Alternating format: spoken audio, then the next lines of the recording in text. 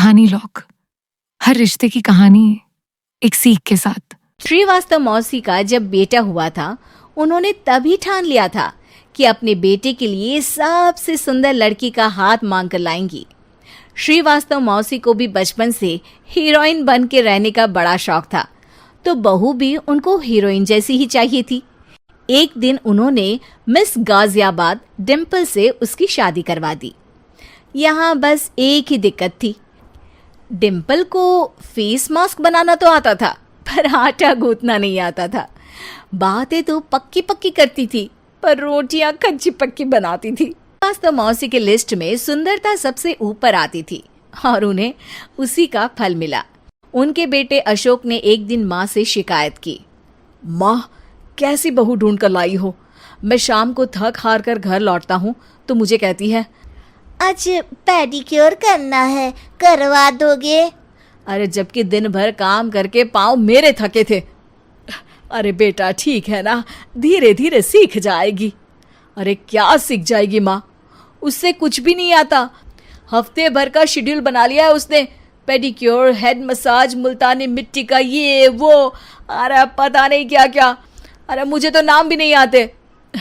देख बेटा, खाना बनाना, सब्जी काटना, ये सब सीखा जा सकता है, पर सुंदरता नहीं सीखी जा सकती। इतनी सुंदर बहू मिली है, फिर भी तू खुश नहीं है। कैसा बेटा है तू? श्रीवास्तव मौसी का मानना था कि समय रहते बहू सब सीख जाएगी, पर मिस गाजियाबाद से शादी कराने के बाद घर का जो नाम हुआ है वो जरूरी है। अरे सबकी बहू खाना बना लेती है, हमारे घर में तो काम वाली दीदी भी है, पर हमारे घर में जितनी सुंदर बहू है ना, उतनी किसी के घर में नहीं। ऐसा श्रीवास्तव मौसी सबको कहती रहती। फिर एक दिन वो हो गया जो नहीं होना चाहिए था। डिम्पल को पिंपल हो गया। डिम्पल घर में छुपी बैठी थी, पर ऐसी खबर छिपती कहाँ है।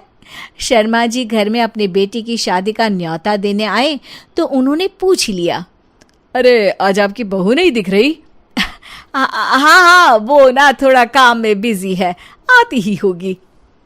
और इतने में डिम्पल सही में किसी काम से वहां आ जाती है। बस शर्मा जी की नजर पड़ जाती है डिम्पल के पिंपल पर, जो उन्हें चांद पे दाग जैसा लगता है। पूरे शहर में बात फैल जाती है कि डिम्पल को पिंपल हो गया है। ये दिक्कत काफी गंभीर थी और श्रीवास्तव मौसी को पता था कि अगर ऐसा चलता रहा तो उन्होंने जो हासिल किया था सब मिट्टी में मिल जाएगा। उन्होंने फट से डिम्पल को अपने कमरे में बुलाया। अरे बेटा, शर्मा जी के बेटे की शादी एक हफ्ते में ही है, हमें उससे पहले ही तुझे वापस सुंदर बनाना पड़ेगा। तू बता, तुझे मेकअप के लिए क्या क्या चाहिए?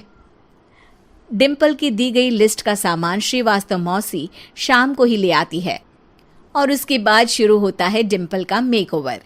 एक हफ्ते में सारे क्रीम्स पाउडर टेस्ट हो चुके हैं और डिम्पल और श्रीवास्तव मौसी रेडी हो जाते हैं शर्मा जी के बेटे की शादी के लिए। शादी के दिन डिम्पल बहुत सुंदर लग रही थी।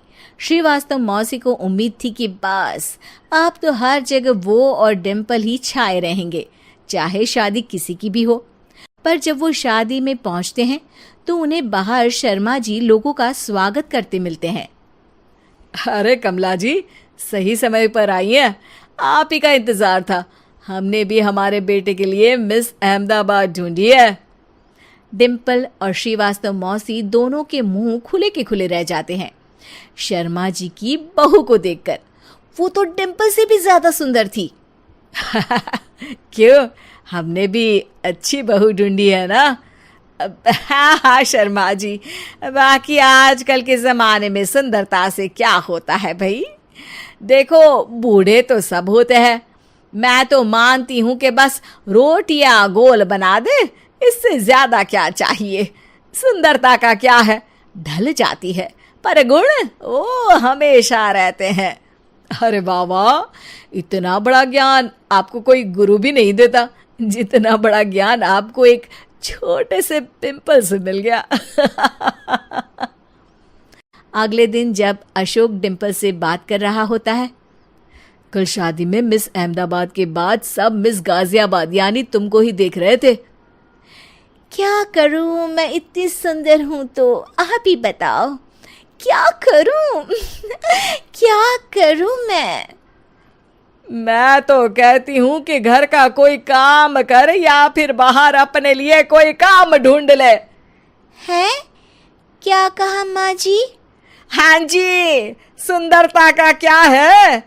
कल तूने मिस अहमदाबाद से मात खाई, आगे कोई मिस हैदराबाद आ जाएगी या मिस फैजादाबाद आ जाएगी, इसलिए काम पर ध्यान दो। हाँ, कहानी लॉक। हर रिश्ते की कहानी एक सीख के साथ।